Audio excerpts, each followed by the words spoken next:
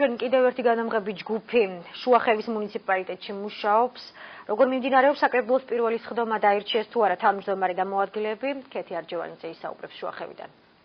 Ამ წუთებში შუახევის მუნიციპალიტეტის საკრებულოს ახალი მოწვევის პირველი სხდომა მიმდინარეობს. სხდომა საოლქო საარჩევნო კომისიის თავმჯდომარემ გახსნა და არჩევნების შემაჯამებელი ოქმი გამოაცხადა. მუნიციპალიტეტის არჩევნების შედეგად შუახევის მუნიციპალიტეტში 15 პარტიული სიით, ხოლო 9 დეპუტატი მაჟორიტარული სიით შევა, საერთო ჯამში 25 დეპუტატი.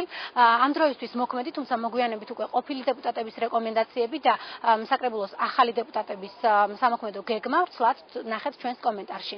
მუშაობაში ჩვენი წვლილი შევიტანეთ, ქონდა ჩვენი იდეები, ნაწილობრივ რომელიც გავახორციელეთ, ზოგი დარჩა გასახორციელებელი, ალბათ ქონდა რაღაც ხელშემშლელი პირობებიც და ან ზოგჯერ კიდევ ჩვენი პასიურობის შედეგიც იყო ეს ყველაფერი.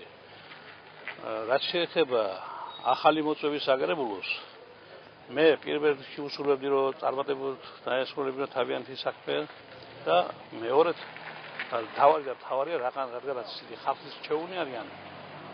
ძირითადად უნდა იმუშაონ ხალხთან. ჩვენი მუშაობა საკრებულოში კონსტრუქციული ხასიათისა იქნება. ჩვენ ვითანამშრომლებთ ყველა პოლიტიკურ პარტიასთან, რათა გადაწყდეს რაიონისათვის აუცილებელი სასიცოცხლო ინტერესების საკითხები და უმეტესად ყურადღება მიექცევა საბიუჯეტო საკითხების სწორად მოგვარებას, მომზადებას, განკარგვას, ინფრასტრუქტურული პროექტების ინიციირებას.